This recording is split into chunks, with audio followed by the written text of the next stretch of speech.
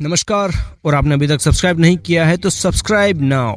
तो आज की कहानी शुरू करते हैं। 4 जनवरी 2011 की तारीख और इस्लामाबाद की कोसार मार्केट, टेबल टॉक नाम की एक रेस्टोरेंट, जहां पर एक शख्स बैठा खाना खा रहा था। और जैसे ही वो खाना खाकर बाहर निकलता है तो बाहर निकलते ही उसका 26 साल का गार्ड उसके सीने में 28 गोलियां मारकर उसका कत्ल कर देता है। मरने वाले शख्स का नाम था सलमान तासिर, जो कि पाकिस्तान के सबसे बड़े सूबे पंजाब का गवर्नर था। और इस हादसे के ठीक 2 महीने बाद शाहबाज भट्टी को भी कत्ल कर दिया जाता है, जो कि माइनॉरिटी अफेयर्स का काम देखता था। सलमान तासिर क्या शख्स थे उसका अंदाजा इस बात से आप लगा सकते हैं कि सलमान तासिर के वालिद की शादी में गेस्ट ऑफ ऑनर जो थे वो थे अल्लामा इकबाल, या यूं कहे कि सलमान तासिर के वालिद के दोस्त थे अल्लामा इकबाल, जो कि सदी के नंबर 1 शायर कहे जाते हैं पाकिस्तान में। और अल्लामा इकबाल के सपनों का पाकिस्तान कुछ इस तरह बना कि उन्हीं के दोस्त की औलाद को इस पाकिस्तान की ही जनता ने इस तरीके से मार डाला। ओके, अब चेन ऑफ इवेंट्स की तरफ चलते हैं। आप सब ने शायद आसिया बीबी केस के बारे में सुना होगा, जहां एक क्रिश्चियन औरत जिसका नाम आसिया बीबी, वो एक खेत में काम कर रही थी और साथ में काम कर रहे थे 25 से 30 मुस्लिम आदमी और औरतें।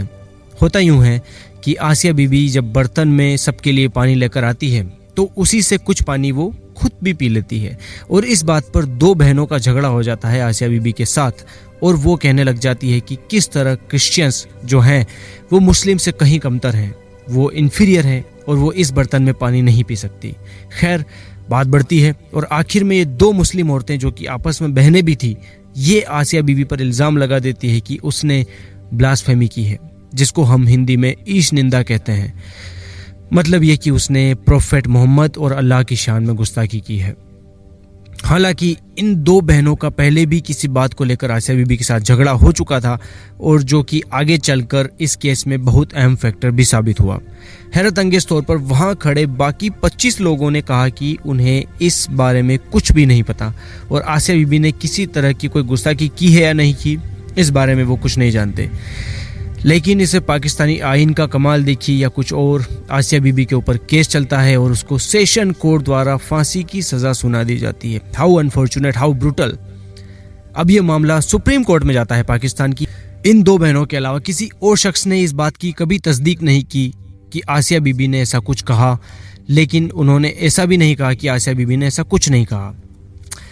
उन्होंने सिर्फ ये कहा कि हमें नहीं पता। इसको आप सोसाइटी का प्रेशर ही कह सकते हैं कि ये 25 से 30 लोग आसिया बीबी के अगेंस्ट में नहीं बोल पाए तो उसके डिफेंस में भी नहीं बोल पाए, और हम सब जानते हैं कि ऐसा क्यों है। खैर, अब सुप्रीम कोर्ट में केस जाता है और ये केस वर्ल्ड वाइड कवर किया जाता है। वेस्टर्न कंट्रीज की तरफ से पाकिस्तान को प्रेशराइज किया जाता है कि इस केस की इस तरफ वो किसी औरत को सजा नहीं दे सकते, और कई ह्यूमन राइट एक्टिविस्ट भी आसिया बीबी के डिफेंस में आते हैं। और एक फैक्टर ये भी कि दोनों बहनों का जब अलग अलग ले जाकर पूछताछ की जाती है तो दोनों के बयान में काफ़ी चीज़ें कॉन्ट्राडिक्टरी मिलती है, और फाइनली आसिया बीबी को रिहा कर दिया जाता है।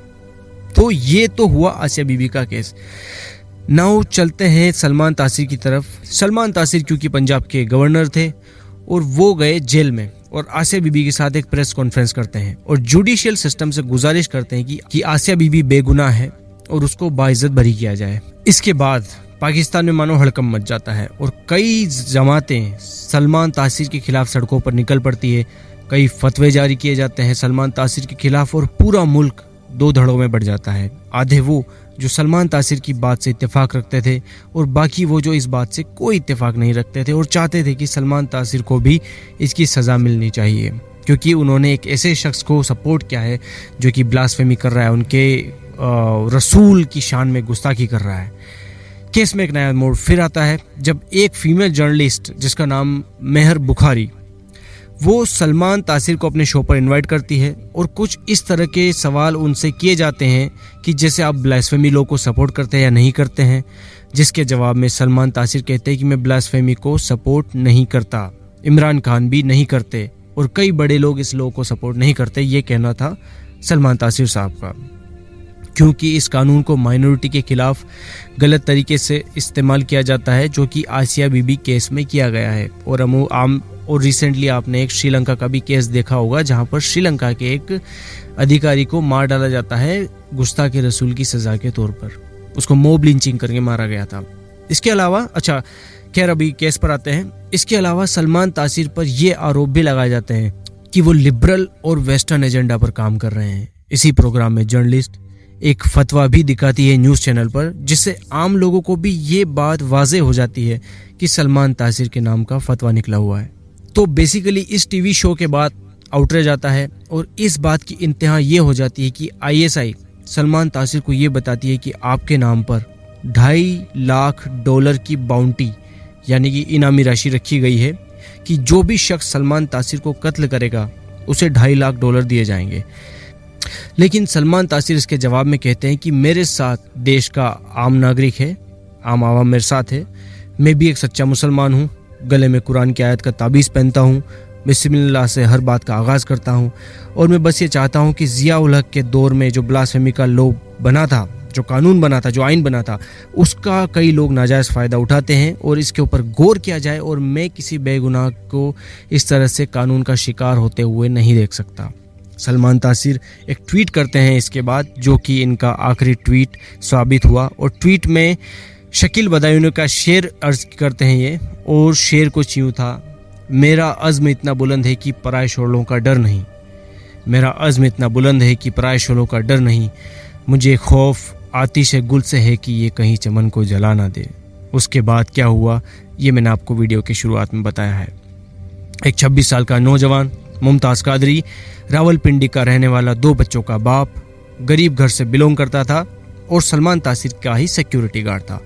हादसे से 2 दिन पहले वो मस्जिद जाता है और एक मौलवी जिसका नाम हनीफ कुरैशी, वो कहता है कि सलमान तासीर एक मुर्तद है, दीन को छोड़ चुका है और काफिर बन चुका है और इसका कत्ल करना सवाब का काम है और जो भी इसका कत्ल करेगा उसे सवाब मिलेगा। तो यहाँ से इन्फ्लुएंस होकर मुमताज़ कादरी गवर्नर के साथ अपनी स्पेशल ड्यूटी लगवाता है और उसके बाद ये वाक़या पेश आता है। उसके बाद खैर आसिया बीबी की रिहाई कर दी जाती है और मुमताज़ कादरी को इस जुर्म में फांसी दे दी जाती है। अब उसे सवाब मिला या नहीं मिला, कितना मिला, ये सब वही जाने, लेकिन एक बड़ा ही दर्दनाक वाक़या। वो अपनी फांसी की सज़ा के खिलाफ रिव्यू पिटीशन भी दाखिल करता है, लेकिन रिव्यू पिटीशन भी खारिज कर दी जाती है और मुमताज़ कादरी को फांसी पर लटका दिया जाता है। लेकिन क्या मुमताज़ कादरी को फांसी दे देने से लोगों के जहन से ये बात निकल गई? बल्कि हालात ये हैं कि एक बड़ा तबका है जो मुमताज़ कादरी को आज भी अपना हीरो मानता है और वो मानता है कि मुमताज़ कादरी ने जो भी किया वो बिल्कुल सही था, बिल्कुल वाजिब था।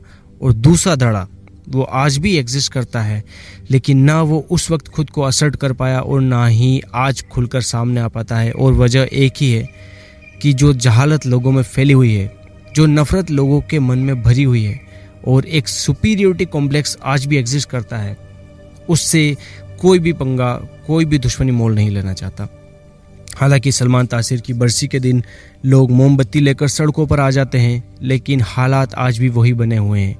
कहा जाता है कि आज़ादी के वक्त गालिबन 21% पॉपुलेशन माइनॉरिटीज़ की थी पाकिस्तान में और आज लेस देन 3% माइनॉरिटीज़ बची है।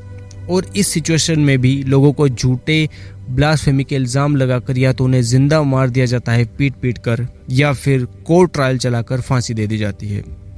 हर कोई आसिया बीबी की तरह रिहा नहीं हो जाता।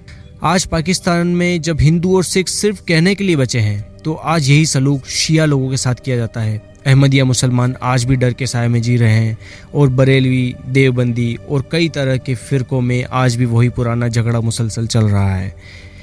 उम्मीद है कि कुछ बेहतरी आए हमारे पड़ोसी मुल्क में, वो भी प्रॉस्पर करें और ये एक इलाका एक पीसफुल इलाका बने आने वाले वक्त में। Thank you so much for listening.